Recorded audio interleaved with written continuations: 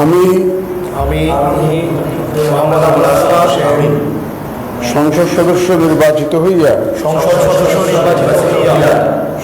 সশ্রদ্ধ চিত্তে শপথ বা দৃঢ়ভাবে ঘোষণা করিতেছি যে আমি যে কর্তব্যভার গ্রহণ করিতে যাইতেছি তাহা আইন অনুযায়ী ও বিশ্বস্ততার সহিত পালন করিব। আমি বাংলাদেশের প্রতি অকৃত্রিম বিশ্বাস ও আনুগত্য পোষণ করিব এবং সংসদ সদস্য রূপে আমার কর্তব্য পালনকে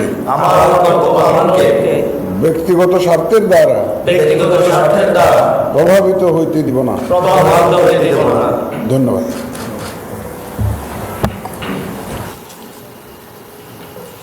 মাননীয় সদস্যবৃন্দ, এখন জুলাই জাতীয় সনদ সংবিধান সংস্কার বাস্তবায়ন আদেশ 2025 অনুযায়ী সংবিধান সংস্কার পরিষদের সদস্য হিসাবে শপথ গ্রহণ ও সাক্ষ্য প্রদান অনুষ্ঠিত হবে।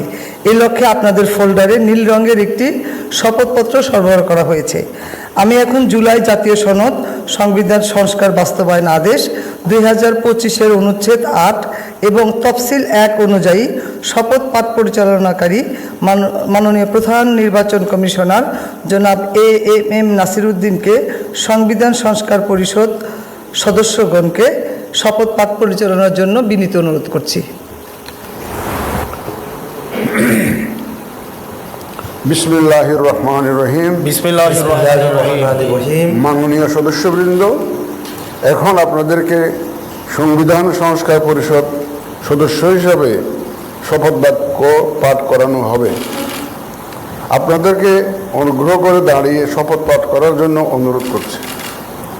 উল্লেখ্য যে আমি শব্দটি উচ্চারণের পর মাননীয় সংবিধান সংস্কার পরিষদের সদস্যগণ ডট চিহ্নিত স্থানে নিজের নাম পাঠ করবেন। আমি আমিন সংবিধান সংস্কার পরিষদ সদস্য হিসাবে সশ্রদ্ধ চিত্তে শপথ করিতেছি যে আমি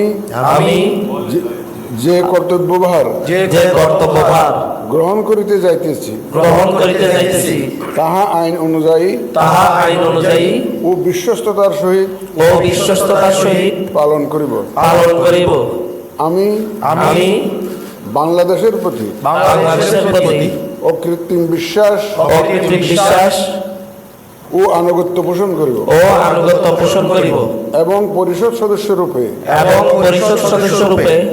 আমার কর্তব্য পালনকে ব্যক্তিগত স্বার্থের দ্বারা প্রভাবিত হইতে দিব না। ধন্যবাদ।